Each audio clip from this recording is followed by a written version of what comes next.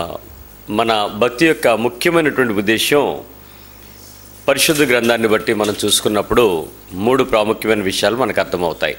మొదటిది, భూమి మీద జీవించడానికి దేవుని అవసరత. 2, పరలోకానికి వెళ్ళటానికి దేవుని యొక్క నిర్ణయమైన జీవితము. 3, నరకం తప్పించుకోవటానికి భూమి మీద పరలోకంలోనికి వెళ్ళే ముందుగా సిద్ధపరచుకోవాల్సిన జీవితం. ఈ 3 విషయాలు మన భక్తిలో ఉంటాయి. దురదృష్టం ఏంటంటే ఆత్మీయమైన నాయకులు ఈరోజు బోధిస్తున్నటువంటి అన్ని పద్ధతుల్లో చూసినప్పుడు భక్తిని పరలోకం వెళ్ళడం గురించి మాట్లాడట్లేదు, కానీ భూమి మీద ఆశీర్వాదయోగ్యంగా అన్నీ కలిగి ఉండి సమృద్ధిగా నువ్వు బతకడం ఎలా అనే విషయాలు మాత్రం బాగా బోధిస్తున్నారు. మనకి అవే రుచిస్తున్నాయి. ఎందుకంటే పరలోకంకి వెళ్ళినోడెవడు, చెప్పినోడెవడు, నరకంలో ఉన్నోడెవడు, తెలుసుకున్నాడెవడు. మనం మాత్రం భూమి మీద ఉన్నాం కాబట్టి మన జీవితకాలంలో మనం చాలా సమృద్ధిగా, సంతోషంగా, సమాధానంగా బతికేస్తే సరిపోద్ది అనేటట్టుగా మన ఆశీర్వాదాలను నడిపించబడుతున్నాం. మొదటిది ఒక విషయం చూద్దాం. 14వ అధ్యాయంలో నుంచి ఆలోచిస్తే 16వ వచనం చూసినప్పుడు ఆయన అతనితో ఇట్లా, ఒక మనుష్యుడితో ప్రారంభించింది. ఏం చేశాడట ఆయన? మామూలు విందు కాదు, మామూలు వైట్ రైసు, సాంబారు, పచ్చడి, పెరుగు, మామూలు విందు. గొప్ప విందు బిర్యానీతో కాదు. ఉదయం నుంచి సాయంత్రం వరకు, తెల్లవారుజాము వరకు నువ్వేం కావాలంటే అది, ఎప్పుడు ఏది కావాలన్నా తినడానికి ఏర్పాటు చేసేది గొప్ప విందు. ఇట్స్ నాట్ ఫర్ ఓన్లీ డిన్నరా, సపరా, లంచా, బ్రేక్ఫాస్ట్ మాత్రమే కాదు. ఆల్ ద టైం నీకు ఎప్పుడు కావాలని తినాలనిపిస్తే అప్పుడు అక్కడికి వెళ్ళి తినడానికి కావాల్సిన అన్ని సందర్భానుసారమైన పదార్థాలు. కొంతమందికి ఈ మధ్యకాలంలో మొన్న ఒక బ్రదర్ అడిగాడు, నిజంగా విశాఖపట్నం బాగా డెవలప్ అయిందండి అని. నేను డెవలప్మెంట్ అంటే ఏంటి మీ ఉద్దేశంలో? ఇండస్ట్రియల్ డెవలప్మెంట్ అయితే ఏం కనిపించలేదు నాకంటే. అచ్చచ్చే అయ్యేముంది సార్ అన్నాడు. ఏంటి అని అంటే, ఎప్పుడు కావాలన్నా మనం ఏది కావాలన్నా విశాఖపట్నంలో వెళ్ళి తినగలమండి అన్నాడు. ఆయన డెవలప్మెంట్ ఏంటి ఇప్పుడు? నేను ఆశ్చర్యపోతే అడిగాను, ఏంటి మీరు ఎలా అన్నారు అని అంటే, లేదు సార్ నాకు మొన్న తినాలనిపించిందండి, ఇడ్లీ తినాలనిపించింది రాత్రి 10 గంటలకి. నేను కాంప్లెక్స్ దగ్గరికి వెళ్తే బండి మీద అమ్ముతున్నాడు. ఓహో, నాకు 2 అయింది రాత్రి, ఎందుకో సడన్గా మెలకు వచ్చిన తర్వాత నాకు బిర్యానీ తినాలనిపించింది, గ్రీన్ పార్క్లో దొరుకుతుందండి. ఎనీ టైం విశాఖపట్నంలో ఇప్పుడు బాగా డెవలప్ అయింది అంటే రౌండ్ ద క్లాక్ మనం తినడానికి కావాల్సిన ఏర్పాట్లు ఏది కావాలంటే అది, ఎలా కావాలంటే అలా దొరుకుతున్నాయండి. నిజంగానే గొప్ప విందు జరిగినప్పుడు నీకు కొన్ని సమయాలలో కొన్ని తినాలనిపిస్తాయి. ఆ పర్టికులర్ టైంలో అది దొరికితే నీకు చాలా సంతోషంగా. అలాంటి గొప్ప విందు ఆ మనిషి చేశాడు. ఒక్క నిమిషం మళ్ళీ వెనక్కి వెళ్దాం. ఈ భక్తి యొక్క సంపూర్ణత మనం వెళ్ళేటప్పుడు భూమి మీద బ్రతికినంతకాలం సమాధానంగా ఉండాలి అని అంటే మనకు ఎలాంటి లక్షణాలు కలిగి ఉండాలి? భూ సంబంధమైన సంపూర్ణమైన లక్షణాలను మనం కలిగి ఉండాలి. పరలోకంకి వెళ్ళాలి అని అంటే మళ్ళీ మన శరీరానుసారం పరిస్థితి అంతా ఎలా ఉండాలి? సంబంధమైన, పరలోక సంబంధమైన సూత్రాలకు సంబంధించిన శరీర సంబంధమైన పరిపూర్ణతలు సంపాదించుకోవాలి. నరకంలో ఉండాలంటే ఏం చేయాలి? భూమి మీద ప్రయత్నం చేయక్కర్లేదు, పరలోకానికి ప్రయత్నం చేయకపోతే చాలా ఆటోమేటిక్గా డిఫరెంట్ కాటికి వెళ్ళిపోతాం దానికి సంబంధించి. అయితే మన బాడీలో ఎలాంటి ముద్రలు, ఎలాంటి ఉద్దేశాలు, ఎలాంటి శరీర ఆలోచనలు మన లోపల ఉంటున్నాయో వాటిని మనం చూసుకోవాలి. ఒకసారి ఆలోచిద్దాం. మనుషుడు ఇప్పుడు గొప్ప విందు చేశాడు. అనేకుల్ని ఏం చేశాడు? ఆయన వెళ్ళి పిలిచాడు. విందు కాలంలో ఏం చేశాడు? సిద్ధమైనది రండని అందరిని వెళ్ళి పిలుచుకొని వచ్చాడు. అయితే వాళ్ళందరూ ఏం చేశారు? నాకు ఇప్పటికే అర్థం కావట్లేదు. గొప్ప విందు ఉందంటే రండిరా బాబు అని పిలిస్తే నేపాల్ చెప్పడం ఏంటి? వెళ్ళి తినేయక, వెళ్ళి ఆనందించాల్సిన సమయం వచ్చినప్పుడు ఎక్కడైనా పెళ్ళికి వెళ్ళినంటే మనం ముందు ఏం ఆలోచిస్తాం? మేము ఒక మార్వాడి వాళ్ళు పెళ్ళికి వెళ్ళాం. ఆ మార్వాడి వాళ్ళు బాగా గ్రాండ్గా పెట్టారు. అసలు ఒకవైపు స్వీట్స్ ఒక 70 రకాలు, ఈ పానీపూరీలు, ఈ కచోరీలు లాంటివి అవన్నీ ఒక పక్కన ఒక 30 రకాలు, ఓన్లీ రైస్ ఒక 20 రకాలు పక్కన ఉన్నాయి. డ్రింకులు ఒక వైపు ఉన్నాయి, హాట్గా తయారు చేసే చాట్లు లాంటివన్నీ, పానీపూరి లాంటివి అవి ఒక చోట ఉన్నాయి. ఏ తినాలో కన్ఫ్యూజ్ అయిపోయాం. అక్కడికి ముందు రోజే ప్లాన్ చేసుకున్నాను లేండి, రేపు అక్కడికి వెళ్ళాలి కాబట్టి పొద్దున్నుంచి కొంచెం లిమిట్గా కొంచెం కడుపుని బాగా ఎక్కువ ఖాళీ ఉంచుకొని నేను మొత్తం వెళ్ళి కొనుక్కొని తినగలం ఏంటి? అలాంటి టైంలోనే తినేది. కక్కుర్తి అంటే అలాగే పిలిచారుగా మనల్ని, కాబట్టి మనం పిలిచిన దేనికి మనం తినకపోతే వాళ్ళకి లాస్ కదా. వాళ్ళకి తినకపోయినా డబ్బులు కొట్టుకోవాలి కదా. కాబట్టి వెళ్ళిన దగ్గర శుభ్రంగా సిగ్గుపడకుండా తినండి. వెళ్ళి ఒకటి ఏంటి అన్నది, కొంచెం టేస్ట్, మరి కొంచెం టేస్ట్, అలాగా అన్నీ తిరుగుతుంటే అప్పుడు ఒక ఆయన వచ్చి అన్నాడు, భలే గొప్పగా టేస్ట్ చేస్తున్నారు సార్ మీరు, మొత్తం ప్లేట్ అంతా వేసుకుని సగంలో వదిలేకుండా అంటే వేస్ట్ చేయకూడదు సార్, టేస్ట్ చేయడానికి వచ్చాం మనం అని. సో అన్ని టేస్ట్లు రైస్ దగ్గరికి వచ్చేటికి కాంప్రమైజ్. ఎందుకంటే రోజు తినే రైసేగా, తెల్లారు లేస్తే రోజు తినేదేగా, ఆడ వెరైటీ పెట్టినా రైసేగా. అందుకని మళ్ళీ యువతల పక్కన వచ్చి ఏవో రకరకాల విత్తనాలకు సంబంధించి వాటితో చేసినవి అవన్నాడు. ఆయన అడిగారు, సార్ ఇదేంటి అని. ఇది చెప్పాడు. ఒకటే ఇవ్వండి అన్నాడు. పర్లేదు ఎన్నిసుకోండి, వద్దు ఒక కడుపు అన్నీ ఏది రుచి మిస్ అవ్వకూడదు. ఆడ ఐస్ క్రీమ్స్ 10 వెరైటీలు పెట్టాడు. అప్పుడు అర్థమైంది, ఇది తినేస్తే కడుపు నిండిపోద్ది, డ్రింకులు అక్కడ ఉన్నాయి తాగేస్తే సోడాతో నిండిపోద్ది. కాదు, ఏదో తింటే అది హాయిగా అనిపించాలి. అదే మనసు. పరలోకంకి వెళ్ళాలంటే ఏం చేయాలి? ఉపవాసం గురించి గొంతు కత్తి పెట్టుకోవాలి. భూ సంబంధమైన మనసు ఏంటి? ఏ తింటే నీకు హాయిగా ఉంటుందో అది తినడానికి వెళ్ళాలి. మనం ఎంతసేపు ఏది సెంటర్డ్గా ఆలోచిస్తున్నాం? ఆలోచించండి. మన భక్తి పైనకా కిందకా? మధ్యలో భూమి, కింద నరకం, పైన పరలోకం. అన్ని సెంటర్డ్. ఆయన వచ్చి ఏమన్నాడు తెలుసా? నన్ను మీరు న్యాయం చేశారు సార్ అన్నాడు. ఆడెవడో నాకు తెలీదు అంటే ఏం చేస్తున్నాడు అన్నాడు. ఫైనల్గా ఫాలో చేస్తున్నాడు. మీరు చెఫా అని అడిగాను. అచ్చచ్చా నేను మీలో ఫంక్షన్కి వచ్చానండి అని. మరి తినచ్చుగా నాయన కథలు పడకపోతే ఏడుపెందుకు నీక? ఆయన అన్నాడు, తొందరపడి ఇందాక అక్కడ పావు బజ్జీ ఎంత బ్రెడ్ల మధ్యలో ఏదో పెడుతుంటే అందరూ దాని దగ్గర ఉంటే అది ఏదో బాగుంటుందని ఇది తిన్నా, నోరు పాడైపోయింది, ఇప్పుడు అస్సలు తినాలనిపించట్లేదు ఇది. ఎస్, గొప్ప విందుకు రెండురా బాబు అంటే వీళ్ళు ఏం చెప్పారు? ఆ సాకులు, నెపము అనగా సాకు. రియల్ కారణం వేరు. నువ్వెందుకు చర్చికి రాలేదు? సార్ నాకు ఒంట్లో బాగలేదు. నిజంగా బాగలేదా అంటే 11 గంటలకైతే బాగలేదు, కానీ 12 తర్వాత బాగానే ఉంది. చర్చికి 8 గంటలకి 1 గంటకి, మరి 12 తర్వాత బాగుంది, రావచ్చు కదా. అంటే 11 గంటలకు బాగలేదు కదా అని సిద్ధపడలేదు. ఇప్పుడు కారణమా నెపమా? నెపము, సాకులు. చాలామంది సాకులు చెప్పుకుంటున్నారట దేవుని యొక్క విందులోకి రమ్మని చెప్తా ఉంటే. అయితే ఈ కిందకు వచ్చిన తర్వాత లాస్ట్కి ఆయన ఆ యజమానుడు ఏం చేశాడు చూడండి, 21. తెలియచేయగా ఆ ఇంటి యజమానుడు కోపపడి, ఆయన కోపపడి అందరినీ తిట్టేసి శుభ్రంగా కోపం తెచ్చుకుని ఏమన్నాడు? వెళ్ళి బీదల్ని, అంగహీనుల్ని, కుంటోళ్ళని, గుడ్డోళ్ళని ఇక్కడ తీసుకురమ్మని దాసునితో చెప్పాడు. అయితే అందరూ వచ్చేసిన తర్వాత కూడా ఇంకా కొంచెం చోటు ఉందంట. అప్పుడు ఇల్లు నిండినట్లు ఎక్కడికి వెళ్ళి తీసుకురమ్మన్నాడు తెలుసా? కంచెలలోనికి వెళ్ళి లోపల వచ్చుటకు అక్కడ వారిని బలవంతం చేయ. అంటే కొంతమంది గ్రామాలలో నివసించడం కన్నా శాపాలను బట్టి ఎక్కడెక్కడో చెట్ల కింద చిన్న చిన్న గుడారాలు వేసుకుని మారుమూలన అక్కడక్కడ వాళ్ళని మనం ఇంకా చెప్పాలంటే స్లమ్స్ అంటాం, మురికి వాడలు అని చెప్తూ ఉంటాం. అలాంటి వారు సహజంగా వాళ్ళ ఏరియాలో ఫంక్షన్ చేసుకుంటారు తప్ప మన ఏరియాలో ఫంక్షన్లు ఎక్కడ నుంచి ఉంటారు? బయటకు వచ్చి దూరంగా ఆ చెప్పులు బొచ్చులు పట్టుకుని మీరు ఏమన్నా ఇస్తే తీసుకుందామని ఎదురు చూస్తూ ఉంటారు.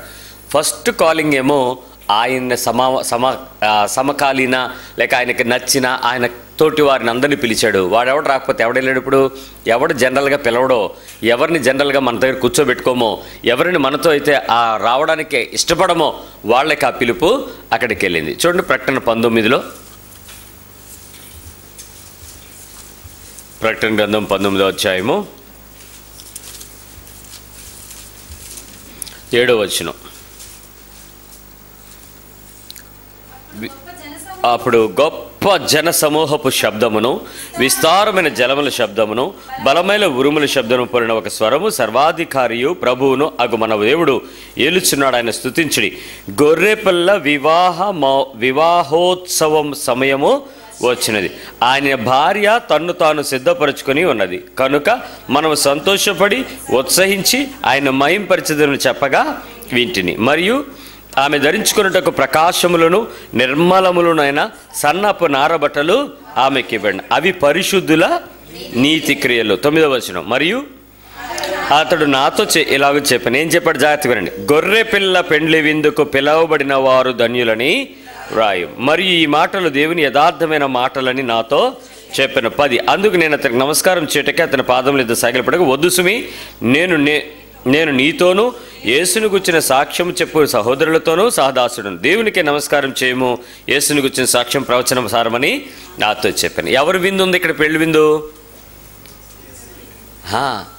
యేసుక్రీస్తు వారు మధ్యాకాశము నుంచి భూమి మీదకి వచ్చే వేళ పరిశుద్ధమైనటువంటి సంఘము సిద్ధపడి అలంకరించబడి ఎదుర్కొని ఆయన దగ్గరికి వెళ్ళి ఆయనతో ఉండి ఆయనతో భోజనం చేయడానికి రెడీ అవ్వాలండి.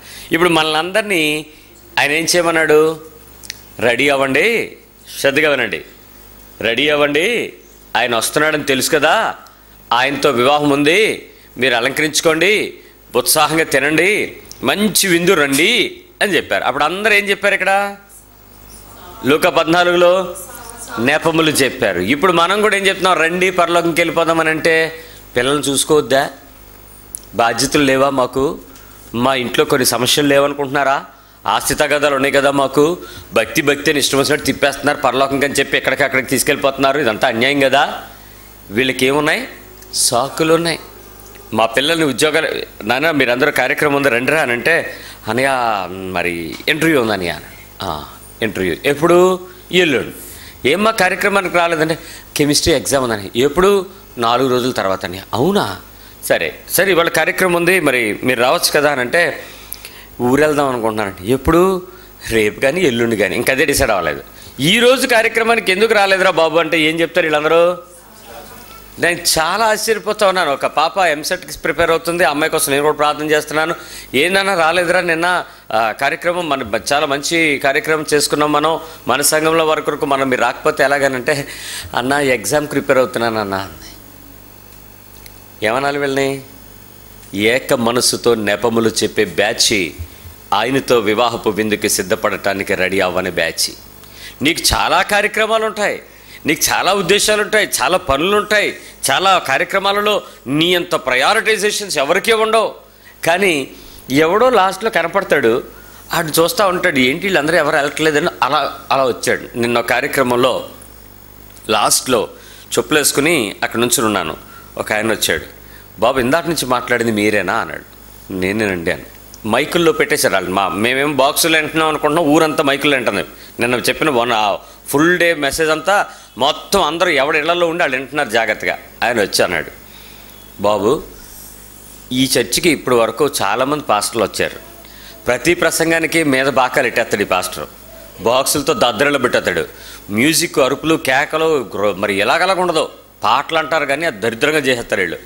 మేము యేసుప్రభుని నమ్ముకోలేదు, కానీ ఈరోజు నేను నమ్ముకున్నాను యేసుప్రభుని అన్నాడు.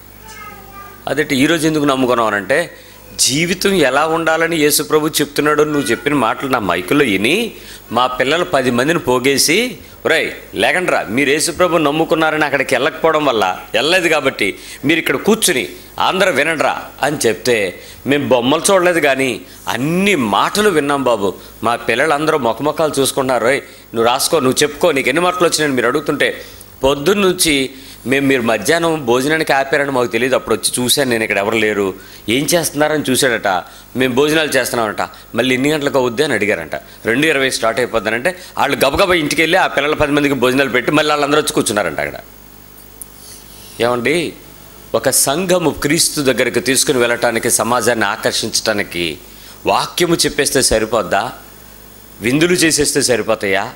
ఆ మనుషులు అక్కడికి వచ్చినప్పుడు వాళ్ళు అంటున్నారు, మీరు దేన్ని కేంద్రంగా బ్రతుకుతున్నారో మేము చూస్తున్నాం, అందువల్ల మీరు దాని దగ్గరికి రాలేకపోయినప్పుడు ఎవడో బయట ఉన్నవాడు ఈరోజు ఏమయ్యాడు? దేవుని రాజ్యంలో చేరిపోతాడు.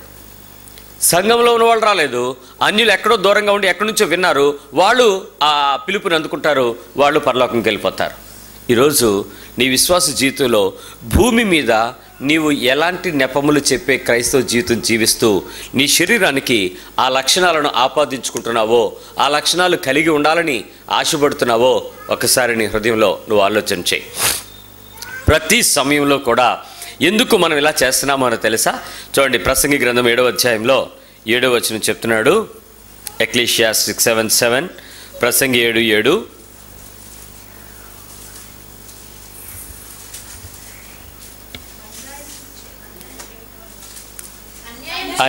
అన్యాయము చేయటం వలన జ్ఞానులు తమ బుద్ధిని కోల్పోతారు, లంచము పుచ్చుకొనుట చేత మనసు చెడును.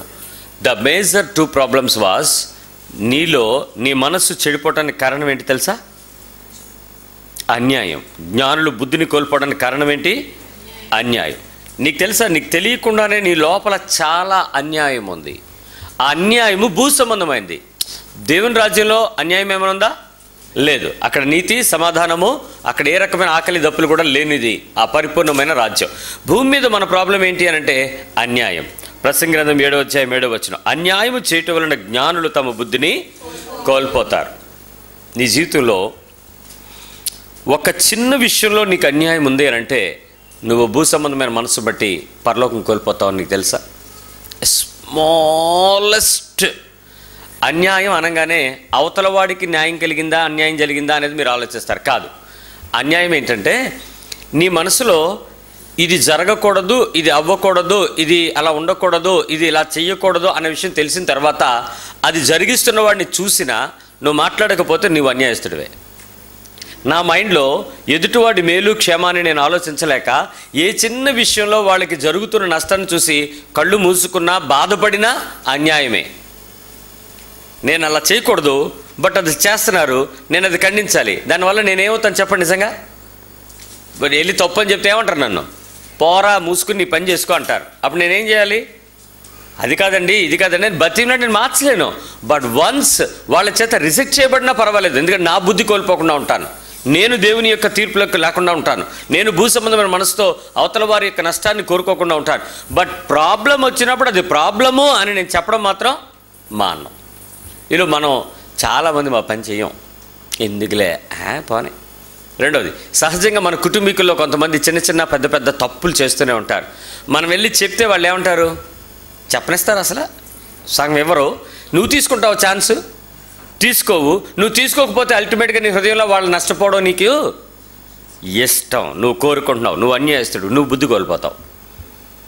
యేసుప్రభు వారు ఎందుకు మౌనంగా ఉండలేకపోయాడు? ఆయన హాయిగా ఉండొచ్చు కదా? లేదు.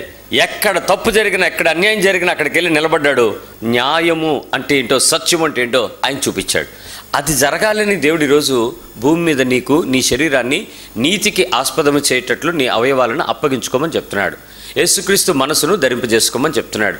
నీ శరీరంలో ప్రతి దానిని నీతికి దాసులుగా చేసుకోమని అవయవాలను అప్పగించుకోమంటున్నాడు. కానీ మనం అలా చెయ్యం. ఎందుకంటే మనకు తెలుసు అవతల నష్టపోతే మనలో ఒక సాటిస్ఫాక్షన్ ఉంటుంది. అది ఎంత బాగుంటుందో, చాలా. నువ్వు కోట్లు పెట్టి కొనలేవండి అంత ఆనందం అవతల నష్టపోయినప్పుడు నీకు తెలిస్తే, నువ్వు చూస్తే. నిజంగా బాధ అయితే ఏమంటుంది తెచ్చా, అయ్యో అలా జరిగింది అంట. కానీ లోపలేంటి? ఎంత సంతృప్తో హాయిగా నిద్ర వస్తుంది ఆ రోజు. ప్రాబ్లం ఏంటో తెలుసా? నెపములు చెబుతున్న వ్యక్తులు విందు వైపు ఆలోచించటం లేదు. ఎందుకు వెళ్ళాలి, ఎందుకు కలుగు చేసుకోవాలి, ఎందుకు వాడి విషయంలో సాటిస్ఫై చేయాలి అనుకుంటున్నారు. నేను ఈ వాక్యం చదువుతుంటే ఒకసారి మా కొంతమంది చిన్నపిల్లల దగ్గర ఈ విషయం మాట్లాడుతుంటే ఒకడు ఏమన్నాడు తెలుసా? అన్నయ్య మీరు అలా చెప్పేస్తున్నారు కానీ అలాగే ఎందుకు అనుకోవాలి అన్నాడు. అదేంటారా, నీకేదైనా ఐడియా వచ్చిందా? ఏంటి చెప్పానంటే, ఆడెంత దుర్మార్గుడు, ఎవర్రా విందు పెట్టినోడు. అమ్మా నీకు అలా వచ్చిందా? అదేంటంటే ఆడు పనికిమాలినోడు అనుకోండి, ఆడు దుర్మార్గుడు అనుకోండి, లంచగొండు అనుకోండి, బుద్ధిమాలినోడు అనుకోండి, ఆడు తప్పులన్నీ చేసేస్తుంటే ఆడు విందు పెట్టేస్తే మనం వెళ్ళిపోతాం ఏంటి? అందుకే వీళ్ళందరూ పిలవబడిన వాళ్ళు ఎవరు వెళ్ళలేదు అంటే వీళ్ళు మంచి వాళ్ళు, ఆయన చెడ్డోడు అయ్యొచ్చు కదా అన్నాడు. వీడి మైండ్ చెడిపోయింది. బైబిల్లో చెప్తాడుగా, ఒకవేళ అదైతే అది కాదురా ఇదని చెప్తాడు కదా ఆయన. అదేంటరా నీకు ఇలాంటి డౌట్లు వస్తున్నాయంటే అలా ఎందుకు ఆలోచించకూడదు అన్నాడు. అలాంటి బీజం పడిన వాడిని వెంటనే సరిచేయకపోతే ఆడే గొప్ప అనుకుని, ఆడే నీతి అనుకుని ఎదుటి వాళ్ళు అందరిని ఏం చేస్తుంటాడు. ఇంకా ఇప్పుడు ఎక్కడుంది సాతాను బీజం? ఆ క్యాండిడేట్లోనే ఉంది. వాడిని మళ్ళీ పక్కకి పిలిచి వీళ్ళందరినీ కలపకుండా నువ్వు ఎప్పుడు వాళ్ళ దగ్గరికి వెళ్ళక నా దగ్గర ఉండని వాడిని నా పక్కన పెట్టుకున్నాను. ఎందుకో తెలుసా? ఇలాంటి థాట్స్ ఎవరికి వస్తాయి తెలుసా? ఒంటరిగా రూముల్లో ఉండే పిల్లలకు వస్తాయి, ఎవడో చెత్తోళ్ళతో కలిసి కూర్చుని మాట్లాడుకునే పిల్లలకు వస్తాయి, ఇష్టానుసారము ఈ ఇంటర్నెట్ల మీద పనికిమాలిన రీసెర్చ్లు చేసే వాళ్ళకి వస్తాయి, అవి పడితే ఇవి ఏవి పడితాయో చదువుతూ బుర్రను పాడు చేసుకునే వాళ్ళకి వస్తాయి. దివారాత్రాలు బైబిల్ చదివినోడికి ఈ రోగం రాదు. ఎందుకు? దీనిలో మంచి ఉంది కాబట్టి. అది ఒక చోట నీ చెడ్డ ఆలోచన వెంటనే రెండో చోట మంచి కత్తి వెళ్ళి నరికేస్తుంది. నేను ఆ మొక్కలు తక్కువలు ఎక్కువలు అన్నీ చెక్కేసి నిన్ను నునుపు చేసేస్తుంది. బైబిల్కి అవకాశం ఇవ్వడు. బైబిల్ గురించి రాసిన 100 కామెంటరీలు చదువుతాడు. కామెంటరీలు ఎందుకు నీకు? బైబిల్ చదువు. అందుకు ఈ భ్రష్ట మనసుకి దేవుడు వదిలేస్తాడు వాళ్ళని నెమ్మదిగా లోకంలోకి వెళ్ళి సాతాను చేతిలో పడిపోతూ ఉంటారు. ఎందుకు ఆ ప్రాబ్లం అని అంటే only because of this thought, భూ సంబంధమైన పరిస్థితుల మధ్య వారు నిలవబడటం. అయితే ఇదే ఒక మంచివాడు ఆయన చేశాడు, ఆ ఇంటి యజమాని మంచివాడే అయినప్పటికీ వాళ్ళ ఇన్విటేషన్కి స్పందించలేదు. యోహాను సువార్త 7వ అధ్యాయంకి రండి, 37వ వచనం. జాన్ 7:37. ఆ పండుగలలో మహాదినమని అంత్యదినమున ఏమైంది? యేసు నిలబడి ఎవడైనా దప్పికొనిన ఎడల నా యొద్దకు వచ్చి దప్పి తీర్చుకున్నాను, నా యందు విశ్వాసం ఉంచి వాడెవడో లోకం చెప్పినట్టు వాడి కడుపులో నుంచి జీవజల నదులు పోరునని మామూలుగా చెప్పాడా? బేగరగా చెప్పేశాడు. చూడండి యేసుప్రభు వారు ఏం చేస్తూ ఉంటాడో. మీకు ఎప్పుడైనా మీ ఊర్లో పండగలు అవుతున్నప్పుడు, అమ్మతల్లి పండగలు, ఆ ఊరు పండగలు ఈ ఊరు పండగలకి మీరు ఎలాగో పుట్టిళ్ళకి వెళ్తారు కదా, ఆ పోకొండలకి అరిసెలు తినడానికి. అక్కడికి వెళ్ళినప్పుడు ఏం చేస్తారంటే సడన్గా బైబిల్ పట్టుకుని నిలబడండి, ఊరు మధ్యలో ఏదైనా దెమ్ముంటే ఎక్కి యేసుప్రభు వారు ఇలా చెప్పారు అని చెప్పండి. అప్పుడు ఏమవుతాయి? టాయిలెట్ కొడతారు, లేకపోతే నిన్ను చూడటానికి అందరూ పిచ్చి చూడరా మాట్లాడుతుంది, ఏదో మాట్లాడుతుంది చూడరా అని పిచ్చి దాన్ని నుంచి చేసేస్తారు. యేసుప్రభు వారు సరిగ్గా పండగనే మహాదినం అంట, మామూలు కాదు. ఇజ్రాయేల్ దేశంలో ఎక్కడెక్కడ ఏ ఊరు నుంచి ఎవడు వెళ్ళిపోయినా వాళ్ళందరూ అక్కడికి వచ్చి అక్కడ పండగ ఆచరించాల్సిన పరిస్థితి. చుట్టాలు బంధువుల్ని పిలిపించుకోమని లేవికాండంలో చెప్పిన పద్ధతి చేస్తున్న పండగ ఇది. మహాదినము అనేది మామూలు పండగ కదా. అంత పెద్ద పండుగలో ఇంపార్టెంట్ రోజు ఏంటంటే మనకు తెలుసు, కొన్ని పండుగల్లో మొదటి రోజు పెద్దగా ఏమి ఉండదు, రెండో రోజు కొంచెం ఎక్కువ ఉంటుంది, మూడో రోజు ఫుల్గా ఉంటుంది, 4 పని వదిలేస్తారా తగులు మిగులు, 5 ఆఖరు. కొన్ని పండగలు అలా లాస్ట్. నేను మొన్న మా ఊరిలోకి వెళ్ళేటప్పటికి వాళ్ళు అన్నారు, బాబు ఇవాళ మీరు ఊర్లోకి వెళ్ళలేరు, మీ సామాన్లు మీ చర్చిలో పెట్టేసుకున్నాను. ఏమండి అని అంటే దారి ఉండదు అంతే అన్నాడు. ఏంటంటే మహారోజు బాబు, ఇవాళ మహారోజు ఏంటిరా, మహానాడు విన్నాను కానీ మహారాజు ఏంటి అని రోజు అప్పుడు అన్నాడు. ఈరోజే అందరూ దేవుడిపోతారు, అందరూ వచ్చేస్తారు, ఊరంతా సందోహంగా ఉంటుంది. కాబట్టి ఈరోజు మీరు దారి ఇవ్వడానికి అవ్వదు, మనం చుట్టూ తిరిగి వెళ్ళాలంటే పొలాల గట్ల మీద మీ బండి వెళ్దాం, అందుకని మీ చర్చిలో సామాన్ పెట్టుకొని రేపు పంపించుకోండి అన్నాడు ఆ ఊరు వెళ్ళడానికి. మహాదినము మామూలుగా ఉండదు, అంత రష్, అంతమంది, అంత పబ్లిక్, అంత ప్రజానీకం మధ్యలో ఈయన లేచి ఏమన్నాడు చెప్పండి? రే ఎవరికైనా మంచినీళ్ళు కావాలంటే ఇదిగో ఇక్కడ మేము ఏర్పాటు చేసిన ఫ్రిడ్జ్ దగ్గరికి వచ్చి పట్టుకెళ్ళండు అని చెప్పినట్టు చెప్పాడు. ఏమన్నాడు? ఎవరికైనా దాహం ఉంటే నా దగ్గరికి రండి. ఏంటండి యేసుప్రభు మరి మనల్ని చేయమంటే మనం చేస్తాం ఇలాంటి పనులు? అవకాశం ఉందా బాబు?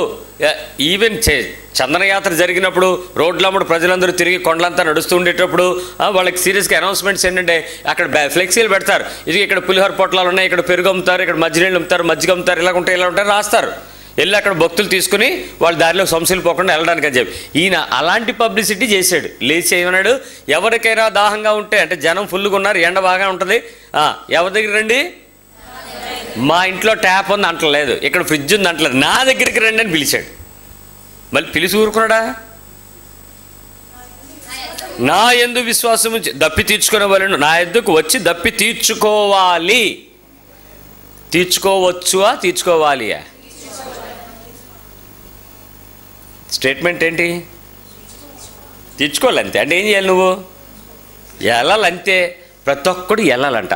అప్పుడు చెప్పాడు, నా యందు విశ్వాసం ఇచ్చేవాడు ఎవడో లేఖను చెప్పినట్లు వాడి కడుపులో నుంచి జీవనదుల పారులని బిగ్గరగా చెప్పాను. ఇప్పుడు ఆయనకు అర్థం అవ్వాల్సిన విషయం ఏంటంటే యేసుప్రభు వారు ఎందుకు చెప్తున్నాడు ఆయనకు అర్థమైంది, వినే మనకు అర్థం కావాలి. నా దగ్గరకు వచ్చి మీరు దాహం తీర్చుకోండి అన్నాడు. దాహం తీర్చుకుందామంటే దాహం ఏంటి, దేనికి సంబంధించింది? నోటిలో నుంచి కడుపులోనికి వెళ్ళాల్సిన విషయం. ఈయన వచ్చి డైరెక్ట్గా ఏం చెప్తున్నాడు? అదేం కుదరదు, మీరు వచ్చి నా యందు విశ్వాసం ఇచ్చారనుకోండి, నువ్వు నోట్లో పోసుకోక్కర్లే, ఆల్రెడీ కడుపులోంచి నదులు బయటకు వస్తాయి అన్నాడు. కడుపు నిండిపోతే నీళ్లు దాహం ఎందుకు వేస్తుంది? లోపల నీళ్లు తగ్గిపోతుంది, నీటి శాతం శరీరంలో తగ్గిపోతూ ఉంటేనే తగ్గిపోతుంది. నిన్న మేము లాస్ట్ వీక్ ఒక ప్రయాణం చేసి వస్తూ ఉంటే బస్సులో ఒక ఆయన ఈ చేతి నిండా ఒక పొట్ల నిండా ఏవో పట్టుకున్నాడు, ఇంకొక కాగితంతో 2 పొట్లాలు కట్టాడు, పట్టుకుని ఉంచున్నాడు. నేను 2 పొట్లాలు ఈ 2 చేతులతో ఎలా తింటాడు బాబు ఈయన? కొంచెం అబ్జర్వేషన్స్ ఎక్కువ కదా మనకి. అలా చూస్తున్నాడు, చూస్తుంటే పొట్లం దగ్గరికి వచ్చి అలా తిన్నాడు అని దీనిలో వస్తున్నాడు. అదేంటిది మింగకుండా ఈయన ఊసేస్తున్నాడు ఏంటో బాబు అంటే ఇవన్నీ తినేసి నవిలేసి కాసేపు అలా ఆ రసం కొంచెం మింగి అవన్నీ దీనిలో ఊసాడు. ఊసి పొట్టలను చుట్టేసి 2 బస్సులోంచి పడేసాడు. అడిగారు, మాస్టారు మీకు ఏమన్నా జబ్బు ఏమైనా ఉందంట? అవును సార్. ఏమండి అలా అడిగారు అని. ఈ పొట్లమంతా ఖరీదైన పదార్థాలు మీరు తిని నవిలి మింగకుండా అవన్నీ దీనిలో ఊసి తీసుకెళ్ళి పారేసారు ఏంటండి అంటే ఆయన అన్నాడు, డాక్టర్ గారు చెప్పారు సార్, ఇలాంటి పదార్థాలు నువ్వు తినకూడదు అని చెప్పారు సార్. నేను తినకుండా ఉండలేను సార్. అందుకని నేనేం చేశాను, నోటితో నవిలి సార్, కొంచెం రసం టేస్ట్ చూశాను, మింగాను. కానీ నేను లోపలికి వెళ్ళలేదు. ఎందుకు? నా ఆరోగ్యం నాకు ముఖ్యం, డాక్టర్ చెప్పాడు. ఇప్పుడు నేనేం చేశాను, దాన్ని దీనిలో ఊసేసాను, అందుకని పారేశానండి. నీ కాలక్షేపం బాగుంది, నీ ఆలోచన బాగుంది. ఇప్పుడు మేము కూడా అలవాటు మటన్ తినకూడదు, అప్పుడు ఏం చేయాలి? శుభ్రంగా నవిలి చూసేయండి. ఎంత టెక్నిక్ ఆయన పండితుడు అనిపించింది. జీవజలము మంచినీళ్ళు నీవు తాగాలంటే ఏ పాకంలోంచి వెళ్ళాలి? నోట్లోకి, కడుపులోకి, ముక్కులోంచి, కళ్ళలోంచి, చెవులోంచి వెళ్తే నీళ్ళు లోపలికి వెళ్ళావు. అంటే వెళ్తే కానీ దారి కాదు, తృప్తి ఉండదు నీకు. ముక్కులోంచి వెళ్తే హాయిగా ఉంటుంది, ఎవరికైనా చొక్కబడితే చచ్చిపోతాం. చెవులోకి వెళ్ళినా సరే, కంట్లో వెళ్ళినా. నోట్లో వెళ్తే ఎంత హాయిగా ఉంటుందో, అలాంటిది నీ నోట్లోని నన్ను తీసుకోవడానికి అవ్వదు. నీ కడుపులో నుంచి జీవజల నదులు ఊటలుగా పారిపోతాయి, నా యందు విశ్వాసం ఉంచని ఆయన చెప్తున్నాడు. ఇప్పుడు యేసు ప్రభు ఆయన చూడండి, మొదట ఒక మనుషుడు ఏం చేశాడు? ఒక మనుషుడు, ఒక ఆయన, ఒక పెద్ద ఆయన, ఒక యజమాని. రెండోది విందు ఉంది. ఎక్కడ? గొర్రెపిల్ల వివాహం ఉంది. ఇప్పుడు ఈయన దగ్గర ఏముంది? దాహం ఉంది. మీ దగ్గర, నా దగ్గరకు వచ్చి ఏం చేయాలని ఇన్విటేషన్ ఇస్తున్నాడు, రండి అని పిలుస్తున్నాడు. 22:17 ప్రకటన గ్రంథము 17 వచనం.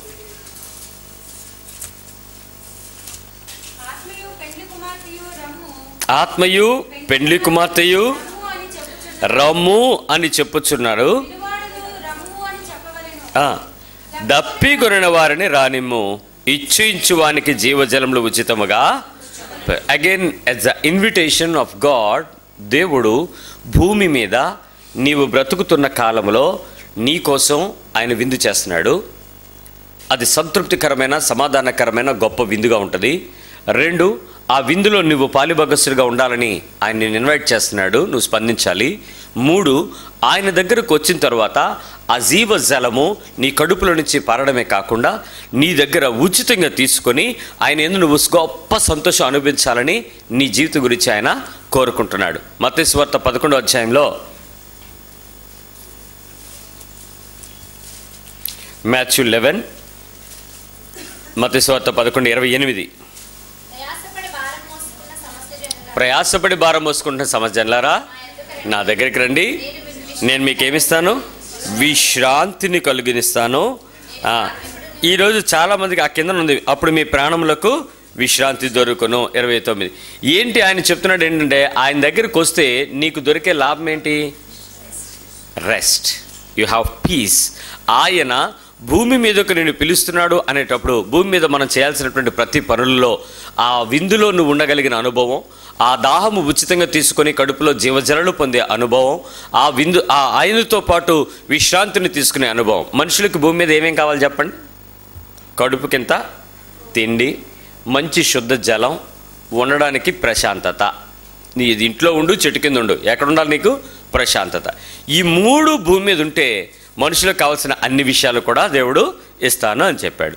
ఈరోజు మానవులు ఎంత పిచ్చోళ్ళు అంటే, యేసు ప్రభు దగ్గరికి వచ్చిన వారికి తిండికి లోటు చేయడు, బట్టకు లోటు చేయడు, నిన్ను సిగ్గుపరచడు, నీకు కావాల్సిన ఏ స్థితిలో ఉన్నా నిన్ను పోషించడం ఆయన యొక్క ముఖ్య ఉద్దేశం.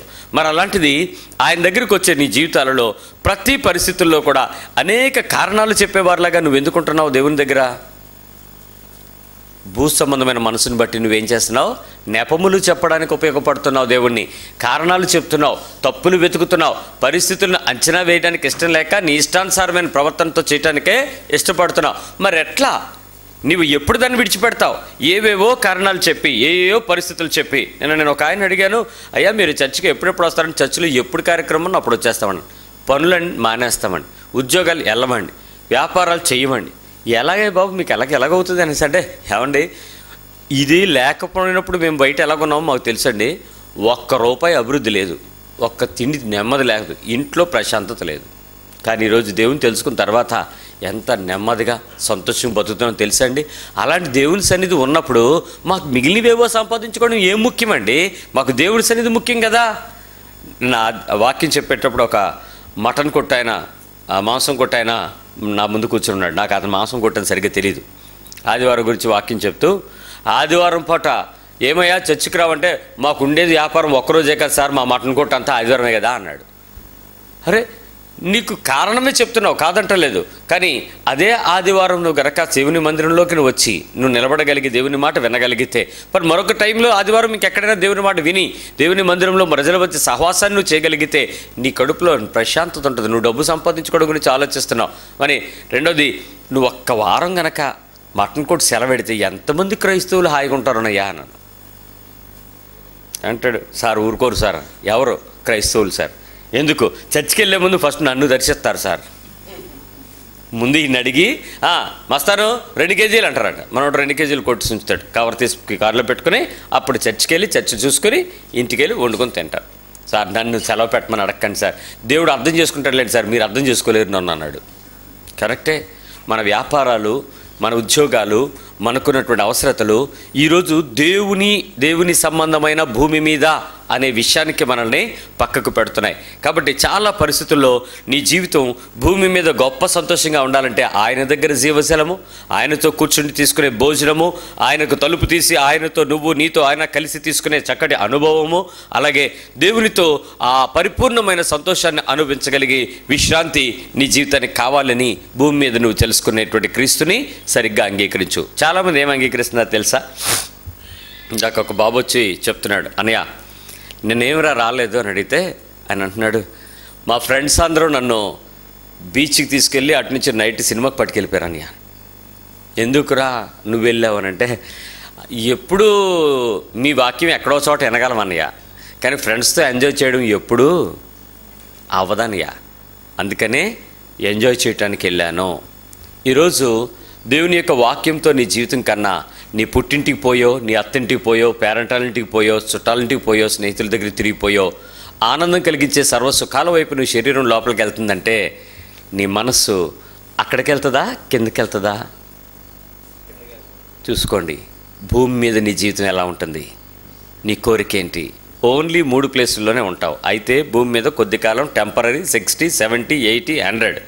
ఆ నెక్స్ట్ పైకైనా వెళ్ళాలి, లేకపోతే కిందకైనా వెళ్ళాలి. ఈరోజు నీ జీవితంలో భయము లేకుండా దేవుని సన్నిధిని సైతం, దేవుని మాటను సైతం నెపములు చెప్పే స్థానానికి నువ్వు ఈరోజు కారణాలు వెతుక్కున్నావంటే, దానికి కావాల్సినట్టు నీ ప్రోగ్రాములు రచించుకున్నావంటే, దాన్ని తప్పించుకోవటానికి నీ జీవితంలో ఒక ముఖ్యమైన రోజు, ముఖ్యమైన విలువ నీకు మనుషులు గుర్తయ్యారంటే ఖచ్చితంగా నువ్వు అర్థం చేసుకోవాల్సింది ఏంటంటే, ఒకరోజు ఆయన దగ్గరికి వెళ్ళి నువ్వు కారణాలు చెప్తానంటే ఆ కారణాలు అక్కడ నిలబడ. అక్రమం చేయవాళ్ళారా నా దగ్గర నుంచి తొలగిపోండి అని అంటాడు. కాబట్టి ఏ విషయాలలో నువ్వు ఆనందించడానికి వెళ్తున్నావో, అది ఎంటర్టైన్మెంటా, సినిమాలా, నీ మనుషులా, నీ చదువా, లేక నీ లోకంలో ఉద్యోగమా, లేక ఇంకేదైనా పరిస్థితులా, వర్షిప్ చేసేటువంటి పరిస్థితులా, లేక నీకేమైనా కలిసి వచ్చేటువంటి అదృష్టమైన పద్ధతులా, ఇలాంటివి నువ్వు ఏం చేసినా దేవుని సన్నిధిని వెతకకుండా నువ్వు వెళ్ళే పనిని బట్టి నీకు నష్టం కలుగుతుంది. చాలామంది ఇన్స్పిరేషనల్, మోటివేషనల్ స్టోరీస్ చెప్తే నిజంగా మనకు కూడా అలా చేయాలనిపిస్తుంది. కానీ నిజంగా నీకు అంత ఇన్స్పిరేషనల్గా, సెలబ్రిటీగా మారిన తర్వాత చేయాల్సిన పని కాదు. సామాన్యంగా ఉండేటప్పుడు చేయడం ప్రారంభిస్తే ఆ రోజు అక్కడికి వెళ్ళినప్పుడు చేయడానికి ఉపయోగపడుతుంది. ఒక సహోదరుడు, ఆ పేర్లు అవి నేను గుర్తులేవు కానీ, ఒలింపిక్స్లో ఆదివారం పూట అతనికి రేస్ పడితే అతను నేను పార్టిసిపేట్ చేయను అన్నాడు. నేను చేయను, ఆదివారం is my sun, my lord's day, నేను దేవునితో ఆరాధించాలి, నేను చర్చ్ చూసుకుని వస్తాను, అప్పుడు ప్రోగ్రామ్ ఉంటే పార్టిసిపేట్ చేసి, లేకపోతే చేయను, నేను వెళ్ళిపోతానని చెప్పి అతను వెళ్ళిపోయాడు. ఆ ప్రోగ్రామ్ క్యాన్సిల్ అయింది. ఆ తరువాత సోమవారం మళ్ళీ ఆ ప్రోగ్రాము మళ్ళీ తిరిగి పెట్టినప్పుడు అతను పార్టిసిపేట్ చేసి గోల్డ్ మెడల్ సంపాదించుకున్నాడు. చరిత్రలో నిలిచిపోయిన సత్యం. ఆయన అందరూ అడిగారు, మీరు నిజంగా ఆదివారం గురించి ఇంత పెద్ద టోర్నమెంటు, ఒలింపిక్స్ గేమ్స్లో నీ కోసం మార్పు చేయటం అనేది జరిగింది అని అంటే ఆయన అన్నాడు, ఈరోజు మీరు మార్పు చేయటం కాదు, నేను పుట్టిన తర్వాత నా తల్లి నాకు నేర్పించిన విషయం ఏంటంటే 6 రోజులు నువ్వు లోకంలో నీ కోసం బతుకు, 7వ రోజు దేవుని కోసం బతుకని. అన్ని రోజుల నుంచి ఇన్ని రోజులకి నాకు అలవాటు ఉంది కాబట్టి ఈ ఒక్కరోజు తప్పిపోయినా పర్వాలేదని వాళ్ళు మనము. నేను ఒక్కరోజు తప్పిపోతే దేవుని సన్నిధిలో 1000 రోజులు బహుమానం పోగొట్టుకుంటానని తెలుసుకుని ఆ రోజు కోసం నేను చేశాను. దిస్ ఆల్ ద ప్రాక్టీస్ ఇన్నేండ్ల నా జీవితంలో చేసిన నా అనుభవం ఆ రోజు నిర్ణయం తీసుకోవడానికి ఉపయోగపడింది. అంతేగాని మనం ఇన్ని రోజులు చేస్తున్న భక్తి, వాడు ఎవడో కబురు పెట్టాడు, ఎవడో వచ్చాడు, ఎవడో తినిపిస్తున్నాడు, ఎవడో వెళ్ళమన్నాడంటే దేవుని సన్నిధిని విడిచిపెట్టి వెళ్ళినోళ్ళం కాదా మనం? మొన్న ఒక తమ్ముడు అంటున్నాడు, ఏనన్నా రాలేదనంటే అనియా ప్రాబ్లం లేదనియా, మీది తర్వాత చూసేస్తాం కదనియా, తర్వాత కనబడతారు కదా మీరు, మీ మెసేజ్ కనబడుతుంది మాకు వాట్సాప్లో వచ్చేది కదా, తర్వాత చూసేస్తాను. మరి ఇప్పుడు నువ్వు రాలేదే, నువ్వు ఫేస్ టు ఫేస్ నా ముఖం చూసి నువ్వు నాతో మాట్లాడేటప్పుడు నా ఫీలింగ్స్, నా ఎమోషన్స్, నా బాధ, నా దుఃఖం, అవన్నీ నువ్వు చూడడానికి అవ్వద్దురా అని అంటే అన్నయ్య మీరు ఎలా ఫీల్ అవ్వకూడదు అన్నయ్య, మీరు ఫీల్ అవ్వకూడదు అన్నయ్య, విషయం ఏంటంటే అన్నయ్య ఆ పర్టికులర్గా అక్కడ మనం కనుక లేవనుకో చాలా ఘోరాలు జరిగిపోతాయి అన్నయ్య. అందుకని నేను చర్చిని మానేసి సైతం వెళ్ళానంటే మీరు అర్థం చేసుకోవాలి.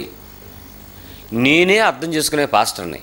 పొద్దున్న నిన్ను ఇబ్బంది పెట్టక, రాత్రి పొద్దున్న నువ్వు చికెన్ కొట్టుకు వెళ్ళు, షాపింగ్కి వెళ్ళు, షికారుకి వెళ్ళు, ఫ్రెండ్స్ దగ్గరికి వెళ్ళు, బట్టలు తుక్కో, తిను, పడుకో, రాత్రికి హాయిగా లేచి అలాగే 7కి వస్తే 8:30కి అయిపోద్ది. నువ్వు ఇక్కడ కానుకలు ఇవ్వాలా, సాక్ష్యాలు చెప్పాలా, నువ్వేమన్నా మీటింగ్లు కండక్ట్ చేయాలా, ఏం అక్కలు అన్నీ up to date plug and play లాగా పెట్టుంచుతాను. నువ్వు వచ్చి ఏసీలో కూర్చుని కాసేపు నుంచి వెళ్ళిపోవడమే.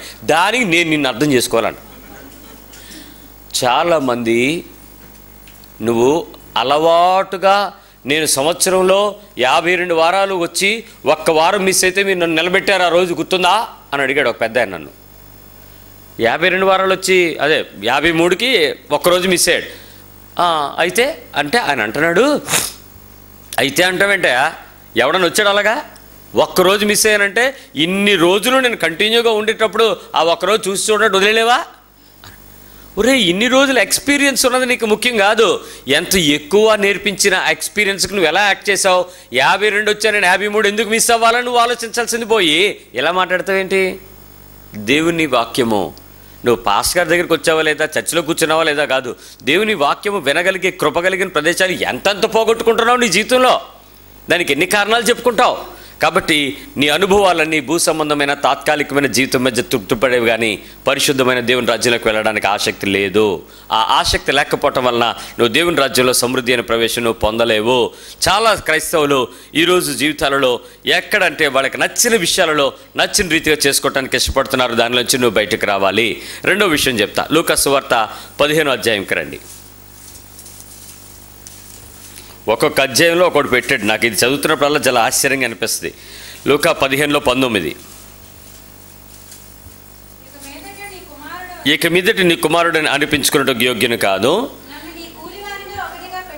వీడు తప్పిపోయి వెనక్కొచ్చి ఏం చెప్తున్నాడు, వీడు కూలివానిలో ఒకటిగా పెట్టుకొనమని అనుకొని లేచి ఎక్కడికి వచ్చాడు? ఈ పిలుపు ఏంటో తెలుసా?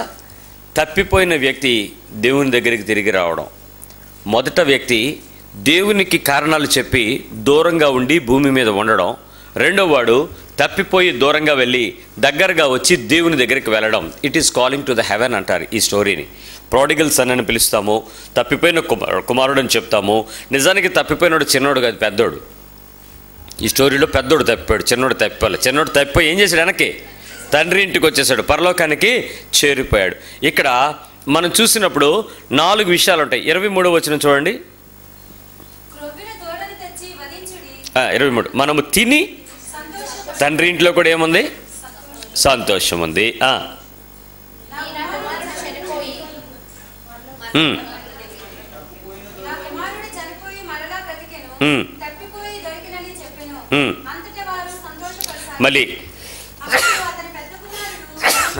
మళ్ళీ సంతోషం. అంటే ఇక్కడ మీరు చూసినప్పుడు ప్రతిసారి కూడా వారు ఎంత సంతోషాన్ని అనుభవించడానికి ప్రయత్నం చేస్తున్నారు అనే విషయాన్ని మనం అర్థం చేసుకోవాలి. ఎందుకు ఈ అర్థం చేసుకునేటువంటి విషయాల మధ్య మనం వేదన చెందుతున్నామంటే, తప్పిపోయినటువంటి ప్రతి వ్యక్తి తిరిగి ప్రతి సందర్భంలో దేవుని దగ్గరికి యథార్థంగా రాగలమా? అంత రియల్ హానెస్ట్గా వచ్చి చేరిపోగలమా? రియల్ హానెస్ట్గా. ఈ మధ్య ఒక సహోదరి నాకు కబురు పెట్టింది. ఏంటనంటే, అన్నయ్య కనుక నాకు ఒకసారి ఫోన్ చేస్తే నేను చర్చికి వచ్చేద్దాం అనుకుంటున్నాను అని. యథార్థంగా రావడానికి ఆ తప్పిపోయిన వాడిని ఎవరు పిలిచారు? తండ్రి పిలిచాడా? కబురు పెట్టాడా? ఫోన్ చేశాడా? SMS పెట్టాడా? వాట్సాప్ పంపించాడా? టెక్స్ట్ పెట్టాడా? మెయిల్ పెట్టాడా? లేకపోతే ఎవరినైనా మెసెంజర్ని పంపించాడా? ఏం చేయలే. ఏమైంది? ఆడికి బుద్ధి వచ్చింది, వచ్చాడు. తప్పిపోయిన నువ్వు బుద్ధి తెచ్చుకొని వెనక్కి రావాలి. దేవుని సన్నిధిని వెతకడం అంటే, పరలోకానికి వెళ్ళటం అంటే పరిపూర్ణంగా పరిగెత్తుకుంటూ అక్కడికి రావడం. సో ప్రతి సమయంలో దేవుని సన్నిధిలోనికి నువ్వు ఎంత తొందరగా వస్తావో అంత తొందరగా దేవుని కార్యాలను చూడటానికి ఆశపడతావు. చూడండి 16వ అధ్యాయంకి రండి ఒకసారి. 19వ వచనం. ధనవంతుడు ఒకడు ఉండెను. ఆగండి, ఈ రెండింటికి చిన్న తేడా చెప్తా వెళ్తాను నీకు. ఎందుకంటే పరలోక రాజ్యానికి సంబంధించినటువంటి విషయం ఇప్పుడు నువ్వు 15 దగ్గర చూసావు, 16లో విషయం చెప్పేస్తున్నాను నీకు. ఇక్కడ ధనవంతుడు ఊదారంగు వస్త్రాలు తీసుకొని ప్రతిరోజు బహుగా సుఖపడతా ఉన్నాడు. వీడికి చాలా హ్యాపీగా ఉన్నాడు. ఇక్కడ 3 హ్యాపీలు ఏంటో చూపిస్తాను. మొదటి సంతోషం ఏంటి? మొట్టమొదటిది, ఫస్ట్ది మహా గొప్ప విందు. ఫుడ్ హ్యాపీయా కాదా? హ్యాపీ. ప్లెజరా కాదా? ప్లెజరు. ఆ తింటూ ఉంటే నీకు లోపల తెలియని ఆ సాటిస్ఫాక్షన్ ఉంటుందా ఉండదా? ఆ గొప్ప సాటిస్ఫాక్షన్ ఉంటుందా ఉండదా? మీకు తెలుసా, నేను తిన్న ప్రతిదాన్ని ఫోటో తీసుకున్నాను. ఒక ఫోటో తీశాను, ఇంటికి వచ్చి మా ఇంట్లో అందరూ చూపించాను. నేను ఏం తిన్నాను తీసారా మీరని. ఇది ఏంట్రా అంటే అదేదో తెలీదు, అది తిన్నాను అంతే. వాళ్ళు ఏదో చేశారు, తిన్నాను. ఆ తర్వాత మళ్ళీ మా మార్వాడి షాప్ ఉంటే ఆ షాప్ దగ్గరికి వెళ్ళి, సార్ దీని పేరేంటి అన్నీ రాసుకుని వచ్చి మళ్ళీ చెప్పాను ఇంట్లో. మా ఎక్స్పీరియన్స్. కొత్తప్పుడు తినలేం కాబట్టి ఆయా టైంలో తినేటప్పుడు అది సంతోషం, అది ఆనందం. మీరు పెళ్ళికి వెళ్ళిన వెంటనే పెళ్లి కూతురు బాగుందా, పెళ్ళిగుడు బాగున్నారా అంటారా? టాక్ ఏంటి? టాక్ ఆఫ్ ద టౌన్ ఏంటి? భోజనం. ఫస్ట్ ఉండేది భోజనాలే కదా. That's a pleasure. నిన్న మాకు భోజనాలు అంటే మా పాస్టర్ గారు ఒక ఆయన చెప్తున్నారు, ఏమంటే ఈ ఏరియాలో భోజనాలు అంటే పెద్ద స్పెషల్ ఏమి ఆశించకండి, ఎప్పుడు కామన్గా ఉండేవే అన్నాడు ఆయన. కామన్గా ఉండేవంటే ఏంటి అని అంటే, బిర్యానీ పెడతారు, మటన్ కర్రీ చేస్తారు, చికెన్ కర్రీ చేస్తారు, చికెన్ వేపుడు 2 ముక్కలు వేస్తారు, ఓ ఫిష్ కానీ ప్రాన్ కానీ పెడతారు. ఇది మా భోజనాలు కామన్ అండి అన్నాడు. అది కామనా? అదేమో ఒక ఎక్కువైపోయినట్టు ఫీల్ అయిపోతున్నాడు. ఎక్కడ మర్యాద అంటే ఏముండదు సార్, ఇవే పెడతారు సార్, ఇంతకుమించి ఏముండదు సార్ స్పెషల్ అంటే. నేను 2-3 సార్లు 3 4 వండడం అంటే మీరు అనుకుంటున్నారా? మీరు 10 మంది వచ్చారనుకోండి, ఏం కేజీలు ఏమి వండేమో, అంతా పావు కేజీ. ఎందుకంటే 2 ముక్కలు తగిలిస్తుంటాం, అవసరమైతే మళ్ళీ ముక్క వేస్తూ ఉంటాం, సరిపోదు 10 మందికి 10 ముక్కలు అన్నాడు. ఆహా, ఇదా నీ టెక్నిక్? దానికి పెద్ద ఆర్భాటంగా మహావిందు అనుకోవడం ఎలాగా? మేము బాగా పెట్టామనుకుంటే ఎలాగవుద్ది? కానీ ప్రతిసారి సంతోషం మాత్రం భోజనంతోనే నీ జీవితంలో ఉంటుంది. అందుకే పెళ్ళింట్లో భోజనము గొప్ప సంతోషంగా హడావుడిగా చేస్తారు. చావింట్లో కూడా భోజనము అంతే గొప్పగా ఆర్భాటంగా చేస్తూ ఉంటారు. మేము ఇస్త్రాకులు తయారు చేసిన దగ్గరికి ఒక ఆయన వచ్చాడు. ఏమండి పెద్ద ఇస్త్రాకు ఎంత ఉంది మీ దగ్గర అన్నాడు. చూపించే. ఎంతకంటే పెద్దది లేదన్నాడు. ఎంతకంటే అంటే సిల్వర్ పళ్ళేలు అమ్ముతారు, కొనుక్కో అన్నాడు. అంటే అది కాదండి, కొంచెం పెద్ద కావాలండి. ఎందుకనంటే మా తాతయ్య గారిది, మా నాన్నగారిది, మా అమ్మగారిది 3 దినాలు ఒకసారి కలిపి చేస్తున్నాం. ముగ్గురికి కావాల్సినటువంటి భోజనం ఒక ప్లేట్లో పెట్టాలంటే మరి పెద్ద ప్లేట్ కావాలి, తయారు చేస్తారా అన్నాడు. న్యూస్ పేపర్ వేసే లేకపోతే అట్టకేసే మేము పెట్టలేము, మా దగ్గర డైస్ ఇంతే ఉంటాయి, ఇంతకంటే రావు అని. అతని బాధ ఏంటో తెలుసా? హ్యాపీగా అందరూ తినాలంటే మా అమ్మకి ఇష్టమైనవి 4, మా నాన్నకి ఇష్టమైన 4, మా తాతకి ఇష్టమైనవి 8, మాకు ఇష్టమైనవి 6, మొత్తం పళ్ళులో పడిస్తారు. ఫుడ్ వేస్ట్ అయిపోద్దాయా, తినలేరు, చచ్చిపోతారు, వద్దు అలాంటి పనులు చేయకండి అంటే, లేదు సార్ మనం స్పూన్తో వడ్డిస్తాం సార్, మొత్తానికి అన్ని వెరైటీలు పెట్టాల్సిందే అంటున్నాడు ఆయన. కొంతమందికి భోజనం పెట్టడం ప్రెస్టీజ్ కాదు, పరువు, ఎక్స్ట్రా గొప్పతనం కాదు, అది మర్యాద అనుకుంటూ ఉంటారు. కానీ నిజానికి మొదటి వ్యక్తి భోజనాలు బాగా మంచినీళ్ళు ఇస్తానన్నాడు, భోజనం పెడతానన్నాడు, విశ్రాంతిని ఇస్తానన్నాడు. ఆయన దగ్గరికి వెళ్లకుండా భూమి మీద కావాల్సిన తిండి, భూమి మీద కావాల్సిన సుఖాలు, భూమి మీద కావాల్సిన లగ్జరీలు, భూమి మీద కావాల్సిన నీకు నీ బంధువులు అక్కడ నడిచిపోతున్నావు. మొదటి తరం భూ సంబంధమైన వారు. రెండవ వారు పరలోకంలోకి వెళ్ళటానికి తప్పిపోయి వెనక్కి వచ్చి ఆయనతో ఆనందించడానికి రండి అని అంటే, ఆయన దగ్గరికి రావడానికి ఇష్టపడక, ఆయన పిలిస్తే తప్ప, ఆయన మాట్లాడితే తప్ప, ఆయన చెప్తే తప్ప అని వాళ్ళు ఎలాగైతే నెపాలు చెప్పారో వీళ్ళు అలాంటి నెపాలే చెప్తున్నారు దేవుని దగ్గరికి రావటానికి. దేవుని మందిరంలోనికి కానీ, వాక్యం వినడానికి కానీ, చదవడానికి కానీ నిన్నెవ్వడో పిలవడో, నువ్వే ఆ పిలుపుగా స్పందించి వెళ్ళగలగాలి. ఒకసారి తప్పిపోయావు, వెంటనే సరి చేసుకుని పరిగెత్తో.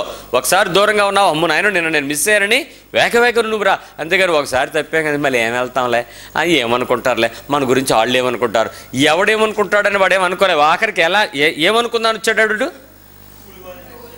పనోళ్ళలో ఒకటి పెట్టుకోడు. ఏమండి కొడుకు వెనక్కి వచ్చి నాన్న నీ పనోళ్ళల్లో నాన్న అనడానికి కూడా లేదు. సారు మీ పనోళ్ళలో నన్ను ఒక పనోడుగా పెట్టుకోండి సార్ అని అడుగుతానంటే ఆడు అసలు ఎంత ఏమై ఉంటాడో ఆలోచించండి ఒకసారి. వెంటనే ముందు మనమేమంటా, వచ్చావా రా, నాకు తెలిసిరా నువ్వు వస్తావని రారా.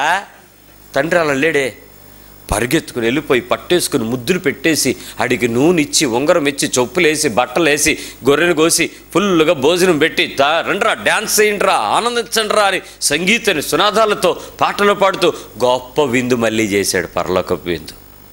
తప్పిపోయావా? పరలోకం గురించి నీకు ఆశ ఉందా? భూమిని విడిచిపెడదామని కోరికుందా? భూ సంబంధమైన వాటిలో ఉన్న సంతోషం కన్నా తండ్రితో ఉండే సంతోషం గొప్పదని నీకు తెలిసిందా? పరిగెత్తుకునిరా, ఆయన నీ యందు ఆనందిస్తాడు. ఈ మూడో విందేంటో చూద్దాం. వీడు ఇప్పుడు చూస్తున్నా 16-19 నుంచి వీడు బహుగా సుఖపడుతుండేడండి. ఆ పదం నిజంగా భలే ఉంది. ఎలా ఉంది? బహుగా. ఈ వేసవకాలం కరెంటు సంబంధం నీకు లేదని 1.5 టన్ను ఏసీ బాత్రూమ్ దగ్గర నుంచి బెడ్రూమ్ వరకు, కిచెన్ దగ్గర నుంచి డైనింగ్ హాల్ వరకు అన్ని హాల్స్లోనూ అలాంటి 4 ఏసీలు బిగించి కరెంటుతో నువ్వేం బాధపడకమ్మా, జనరేటర్ పెట్టాను, జనరేటర్ గురించి నువ్వు ఆపరేషన్ కంగారు పడకమ్మా, డీజిల్ పెట్టాను, పెట్రోల్ బంక్ పెట్టాను, ఏమైనా నువ్వు సుఖపడు, నువ్వు హాయిగా ఉండని మీ నాన్న నీకు అలాంటి ఇల్లు ఇచ్చి దానిలో ఉండు అన్నారనుకోండి, ఎలా ఉంటుంది చెప్పండి మనకి? అలా నాన్న ఉండాలి కానీ ఎవడికొద్దు. అన్నీ చల్లటి వాతావరణంలో హాయిగా నీ భోజనం కానీ నీ బాత్రూమ్స్ కానీ అన్నీ ఎక్కడ చల్లగా జరిగిపోతుంది. లేకపోతే బయటికి వెళ్తే ఎంత బాధ, ఎలా ఉంది, నిప్పులకి ఎక్కేస్తున్నట్టు ఉంది పరిస్థితి. 5 నిమిషాలు ఉండలేకపోతున్నాం, ఎండలేకపోయినా సఫికేట్ అవుతున్నాం. సో ఆ సంతోషం, ఆనందం, హాయిగా చల్లగా బహుగా సుఖపడుతున్నాడంట. అందులో మనోడు వేసుకుని బట్టల గురించి కూడా వివరించారండి. సన్నపు నార వస్త్రములను ఊదారంగు బట్టలను ధరించుకొని, అంటే ఆ దినాలలో ఆ ఊదారంగు అనేది ఒక చేప కడుపులో నుంచి వచ్చే తిత్తు నుంచి వచ్చేటువంటి పొడి. అన్ని రకాల చేపలు కాదు, ఒక ప్రత్యేకమైన సముద్రపు చేప. దాన్ని తీసిన తర్వాత దాని లోపల ఉండేటువంటి తిత్తుని పగలగొడితే ఆ కలర్ వస్తుంది. ఆ కలర్ని ఇంప్రిగ్నేట్ చేస్తే ఆ క్లాత్ తయారవుతుంది, సన్నన నార. ఊదారంగు అనేది చాలా రిచ్. అది వేసుకుంటే ఇప్పుడు కూడా పెళ్ళిళ్ళలో రాణి కలర్ చీర. ఇప్పుడంటే మనం క్రైస్తవం అయిపోయి తెలిపొచ్చాం, కానీ పెళ్ళంటే ఏ చీర పెట్టాలి? కంపల్సరీ రాణి కలర్ చీర, దానికి పచ్చంచు కంపల్సరీగా పెట్టాలంతే. అది ఏ కులమైనా మతమైనా రాణి కలర్ చీర. ఇప్పటికీ మీ పెళ్లి చీరలో దాసి ఉంటే తీసి చూడండి, అవే జైగురు రంగు అంటారు, అదే మంచి పింక్, మరి జిగ్గుమనిపోద్ది అంతే ఒకసారి. అది అదేంటంటే అది గొప్ప, అది రిచ్నెస్. నీ ఇంటిలో పెళ్ళి అని అంటే అంత గొప్పగా. వీడు కామన్గా అలాంటివి చేసుకున్నాడంట.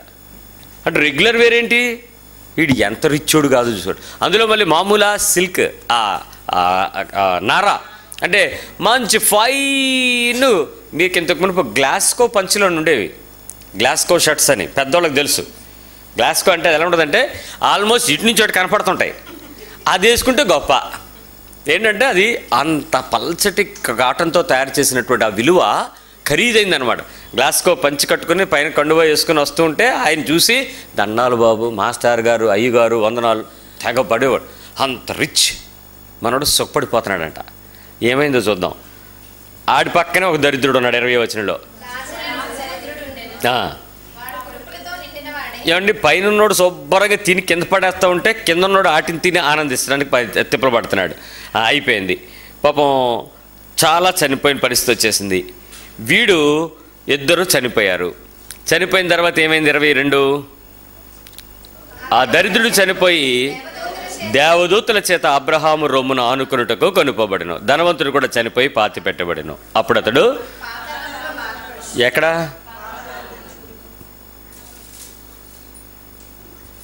దరిద్రుడు చనిపోయిన తర్వాత పాతి పెట్టలేదండి అండి.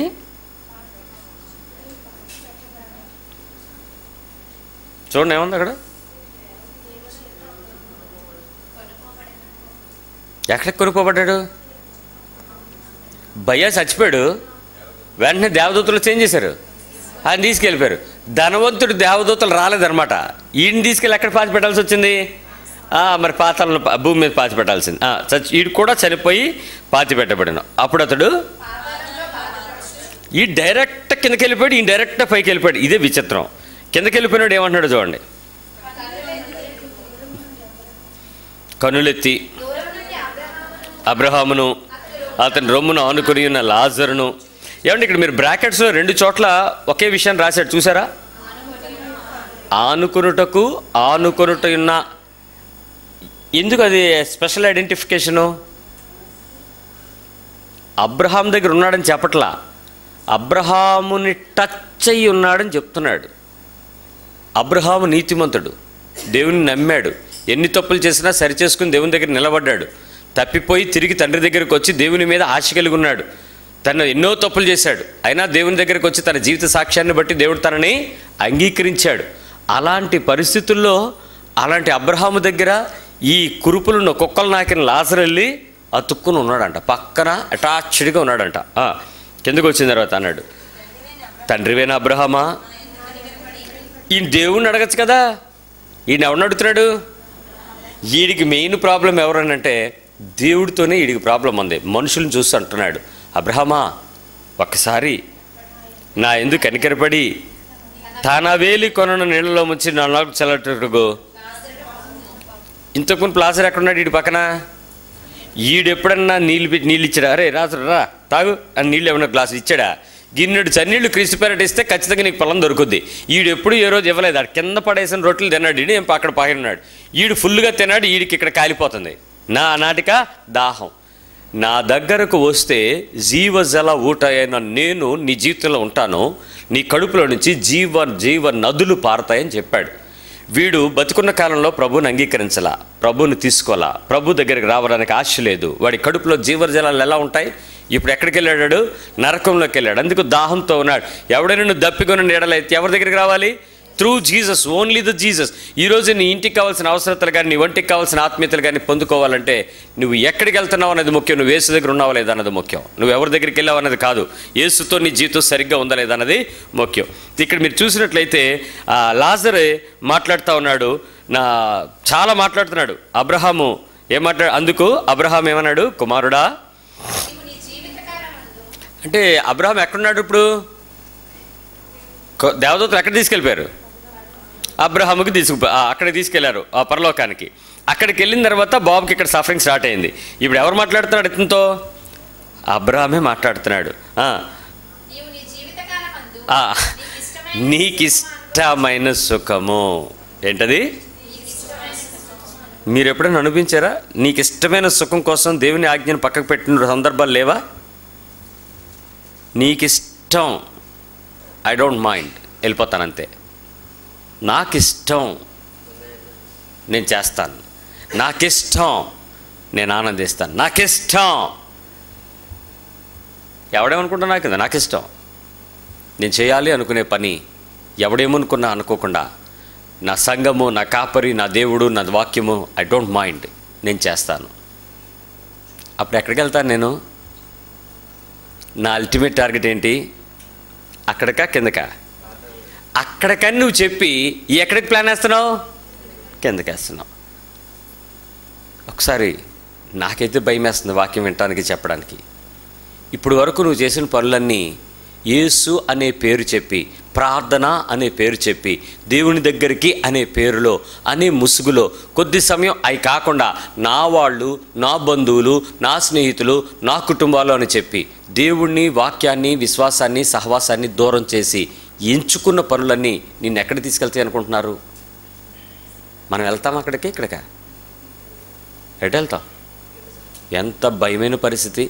ఈ రోజుకి బుద్ధి వచ్చినట్టే వస్తుంది, రేపు మళ్ళీ మనకు కాల్ వచ్చిన వెంటనే ఏమవుతాం? తండ్రి అయిన అబ్రహామా, రేపు కలుద్దాం, మేము వెళ్తాం. వాడు ఏం చేశాడు తెలుసా? ఆ వచ్చిన చూడండి, ఆడ ఒక్కసారి ఆడు అరుస్తున్నాడు, అంటాడు 27